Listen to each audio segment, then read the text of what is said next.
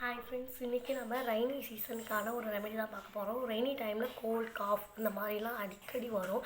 எனக்கே இப்போ கோல்டு தான். அதுக்கான ஒரு கஷாயத்தை தான் பார்க்க போகிறோம். வாங்க பார்க்கலாம். இதுக்கு தேவையான பொருட்கள் வந்து துளசி, திராட்சை, ஒரு துண்டு இஞ்சி, ஓம இலை 3 வச்சுருக்கேன், வெத்தலை, மிளகு, மஞ்சத்தூள். இதெல்லாம் தேவையான பொருட்கள். எப்படி செய்யலான்னு பார்க்கலாம் வாங்க. இதில் ஒரு கிளாஸ் தண்ணி ஊற்றிக்கணும்.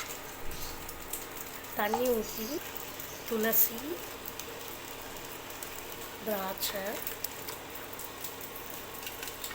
வெத்தலையே பீஸாக கட் பண்ணி போட்டுக்குவோம். ஓம இலையும் அதே மாதிரி பீஸாக போட்டுக்கிறோம். இஞ்சியை நசுக்கி சேர்த்துக்கிறோம். 1/4 டீஸ்பூன் மஞ்சள்,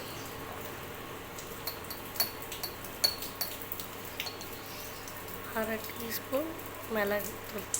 இதெல்லாம் போட்டு நல்லா கொதிக்கணும். கொதித்து அரை டம்ளர் ஆகணும். அது வரைக்கும் நல்லா கொதிக்க வச்சு நல்லா கொதித்து 1 டம்ளர் வச்சது அரை டம்ளர் ஆகிடுச்சு. இப்போது இதை நம்ம ஆஃப் பண்ணிடலாம். ஆஃப் பண்ணி ஃபில்ட்ரு பண்ணிப்போம்.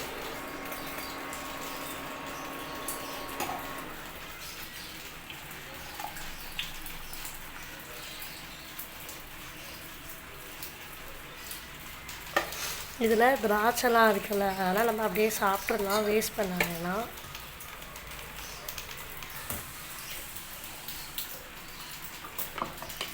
கஷாயம் ரெடி ஆகிடுச்சு. இந்த கஷாயத்தில் வெத்தலை, துளசி, இஞ்சி, ஓம இலை, அப்புறம் வந்து மஞ்சத்தூள், மிளகுத்தூள் எல்லாம் போட்டிருக்கோம். அதனால இது சூப்பர் எஃபெக்டாக இருக்கும்.